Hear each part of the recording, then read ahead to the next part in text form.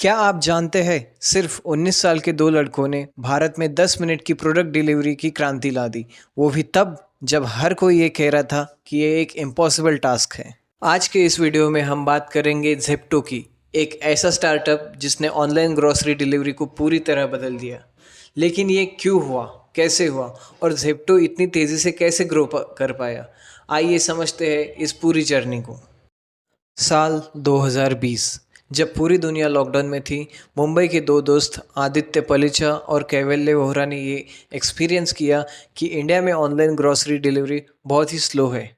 कभी 2 घंटे में डिलीवरी मिलती है तो कभी 2 दिनों में। उन्हें लगा कि इसमें बहुत बड़ा बिजनेस पोटेंशियल है। बस फिर क्या था, इन दोनों के दिमाग की लाइट जली और यहीं से जेप्टो का आइडिया इन्हें आया। एक ऐसा स्टार्टअप जो ग्रोसरी को सिर्फ 10 मिनट में डिलीवर कर सके। लेकिन सवाल कई थे, क्या ये सच में मुमकिन है? सबसे पहली प्रॉब्लम जो उन्हें फेस करनी पड़ी वो है, क्या सिर्फ 10 मिनट में डिलीवरी पॉसिबल है? अगर है भी तो ये कैसे होगी? सबसे पहले उन्होंने मार्केट में रिसर्च की और पाया, अगर वो डार्क स्टोर का सही एक नेटवर्क बनाए तो ये इम्पॉसिबल टास्क को भी पॉसिबल किया जा सकता है। लेकिन आखिर सवाल उठते हैं कि डार्क स्टोर मॉडल है क्या? अगर आपने भी मेरी तरह ही पहली बार ये नाम सुना है तो घबराने की बात नहीं है। भाई आया है, बता के जाएगा। असल में दोस्तों, डार्क स्टोर छोटे छोटे वेयर हाउसेस होते हैं जो बड़े शहरों में हर 2 से 3 किलोमीटर पर बनाए जाते हैं। हर डार्क स्टोर में सीमित स्टॉक होता है, जिससे ऑर्डर जल्दी पैक हो सकता है और डिलीवरी पार्टनर को सिर्फ 2 से 3 किलोमीटर जाना होता है, जिससे 10 मिनट में डिलीवरी संभव हो पाई है। अब आइडिया तो अच्छा था, लेकिन इसे सफल बनाना बहुत मुश्किल था। इस दुनिया में 90% प्रॉब्लम्स की असली जड़ है पैसा। इन दोनों के पास प्लान तो था, पर फंड्स की समस्या थी। शुरुआत में कई इन्वेस्टर्स ने इस आइडिया को खारिज कर दिया। उन्होंने कहा कि 10 मिनट में डिलीवरी इम्पॉसिबल है, लेकिन आदित्य और कैवल्य ने हार नहीं मानी। मार्केट में पहले से ही बिग बास्केट, ब्लिंकिट और स्विगी इंस्टामार्ट जैसे बड़े प्लेयर्स थे। इन सबको हराना ज़ेप्टो के लिए एक बहुत ही बड़ा चैलेंज था।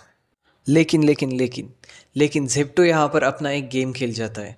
ज़ेप्टो सिर्फ हाई डिमांड प्रोडक्ट्स पर ही फोकस करता है।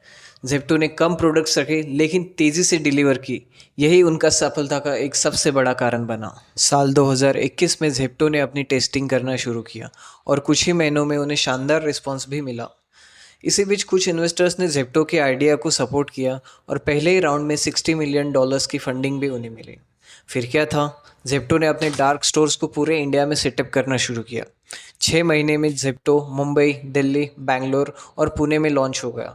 2022 में कंपनी की वैल्यू $900 मिलियन, लगभग 7,500 करोड़ रुपए हो गई। ज़ेप्टो और ब्लिंकिट के बीच में तगड़ा मुकाबला देखने को मिला।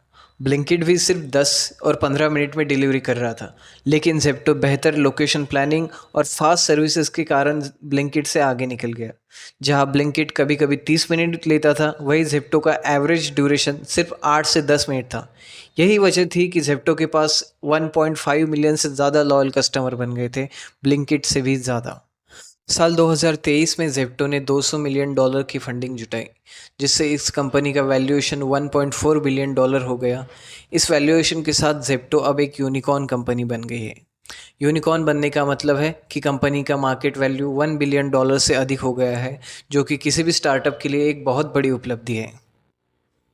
ज़ेप्टो ने तेज़ी से बढ़ते कस्टमर बेस के साथ इंडियन मार्केट में अपनी जगह और भी ज़्यादा मजबूत कर ली है। आज ज़ेप्टो के पास 15 लाख से ज़्यादा लॉयल कस्टमर्स है, जो नियमित रूप से उनकी सेवाओं का उपयोग कर रहे हैं। ज़ेप्टो अपने प्रोडक्ट पोर्टफोलियो को और भी एक्सपांड कर रहा है। अब ज़ेप्टो न केवल सिर्फ ग्रोसरी बल्कि रोज़मर्रा के अन्य सामान जैसे ताज़े फल, सब्जियां, यहाँ तक कि ओटीसी दवाइयों को भी डिलीवर कर रहा है। ज़ेप्टो का ये टारगेट है कि वो अधिक शहरों में अपनी सेवाएं फैलाए, अपने प्रोडक्ट्स की रेंज को और बढ़ाए। कंपनी भारत के अलावा अन्य देशों में भी विस्तार की संभावनाएं देख रही है। ज़ेप्टो का ये उद्देश्य है कि वो भारतीय उपभोक्ताओं के लिए सबसे तेज़ और भरोसेमंद ग्रॉसरी डिलीवरी प्लेटफॉर्म बने।